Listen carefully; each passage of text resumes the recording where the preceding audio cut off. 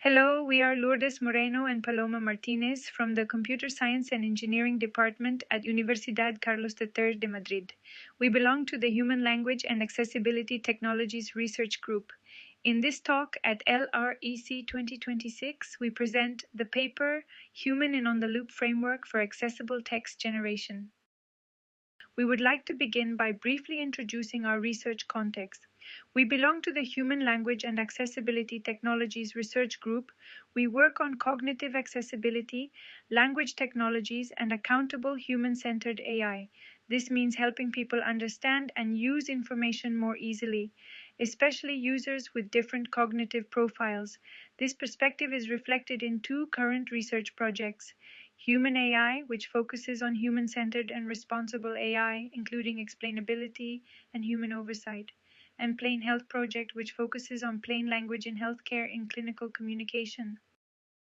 Plain language and easy to read are essential for cognitive accessibility. However, most current text simplification pipelines are still largely automated and mainly driven by metrics. That is a limitation. Automatic metrics capture only part of accessibility. They do not directly reflect real user comprehension or normative standards. In addition, human validation is often introduced in an ad hoc way instead of being built into a systematic workflow. As a result, human in the loop and human on the loop approaches are still underused in cognitive accessibility workflows. This work introduces a framework that integrates human participation into LLM-based accessible text generation. Human in the loop supports generation, while human on the loop supports review. Human feedback also informs evaluation and later adaptation. This makes the process traceable, reproducible, and auditable. Overall, the framework supports more transparent and inclusive NLP systems. Human in the loop supports generation, and human on the loop supports review after generation. HITL uses prompts, constraints, and user-tested evidence to guide the output. HOTL handles risky or borderline cases through expert review. Experts can approve, revise, or regenerate the output, and their decisions feed back into later adaptations. In short, HITL guides generation, while HOTL ensures expert oversight. The operational framework has 5 main components. First, it defines a unified and traceable workflow for accessible text generation. Second, human in the loop supports generation through prompts, constraints, edits, and accepted alternatives. Third, human on the loop provides expert review for borderline, risky, or conflicting outputs. Fourth, event condition action triggers and profile-specific indicators support routing decisions and quality monitoring. Finally, the adaptation loop uses human feedback to update prompts, policies, and future adaptations. Overall, the framework is operational, traceable, and auditable. The framework follows an iterative workflow. In the left, user-tested evidence provides inputs and constraints for generation. This includes complex word identification, synonym acceptance, annotated resources, glossary rules, accessibility checklists, and standards. Then, the text is generated with an LLM guided by human in the loop through prompts, constraints, and interaction logs.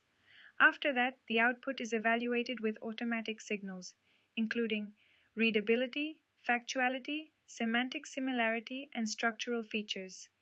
These signals are not the final decision. They are used to activate rules, track profile-aware indicators, and decide whether expert supervision is needed. When a case is risky, borderline, or conflicting, human on the loop reviews the output and can approve it, revise it, or request regeneration. Finally, structured human feedback is sent back to prompts, policies, and future adaptations. This closes the loop and supports continuous improvement. The framework is grounded in human evidence, not only in automatic metrics. First, user studies provide evidence from lexical evaluation with 50 participants, 25 older adults and 25 people with intellectual disabilities. Differences across these profiles help inform both HITL decisions and HOTL review. Second, annotated resources provide reusable supervision signals. In particular, the easier corpus includes 260 documents, 8,155 complex words, and 5,130 entries with at least one synonym. Third, interface validation shows that accessibility is not only about the text itself, but also about how the content is delivered. In this case, the accessible interface includes glossaries, definitions, synonyms, and pictograms, and it was validated with end final users.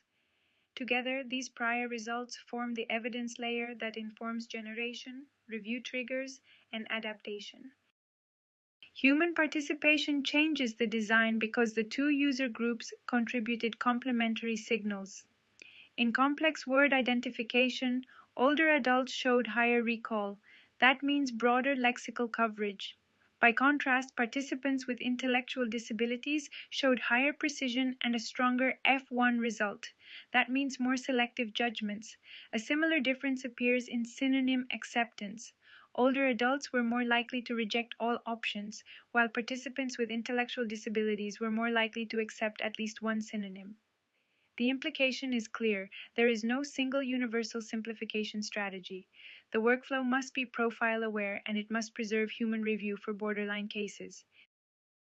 Human in the Loop supports generation by giving the LLM clear guardrails grounded in user-tested evidence.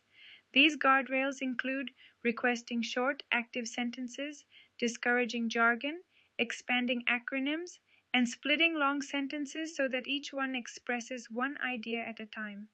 In addition, the interaction is not lost after generation. The workflow logs accepted or rejected substitutions, human edits, regeneration requests, prompt constraints, and glossary policies. These interaction traces can later support evaluation, supervision, and learning. So HITL does not replace the model. It guides the model with structured human evidence. Human on the Loop review is activated when automatic checks detect potentially risky cases. On the left, the checklist defines the main review dimensions. These include lexical clarity, syntactic simplicity, structural clarity, relevance and meaning preservation, multimodal support, and adaptation readiness. A case is considered compliant when at least 2/3 of these dimensions are satisfied. On the right, the slide presents 3 example trigger rules. The first one captures cases with high readability but low semantic fidelity. The second one captures excessive deletion of essential content. And the third one captures cases where structural clarity is compromised. The key point is simple. Automatic checks do not decide alone. They help detect risky or borderline outputs and route them to accountable human review. The framework connects evaluation, routing, and adaptation. It uses profile-aware key performance indicators to track comprehension, glossary use, and improvement over time. It also includes a composite quality index that combines readability, semantic fidelity, and structural clarity. These signals support routing decisions, while expert edits feed back into prompts, policies, and future adaptations. So evaluation does not only describe the output, it also helps improve the system. A first example comes from a lexical simplification case. The original term refers to administrative procedures.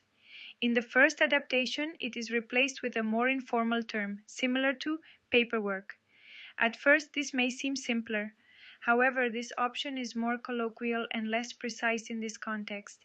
After expert review, the final version returns to a more formal expression, closer to administrative procedures.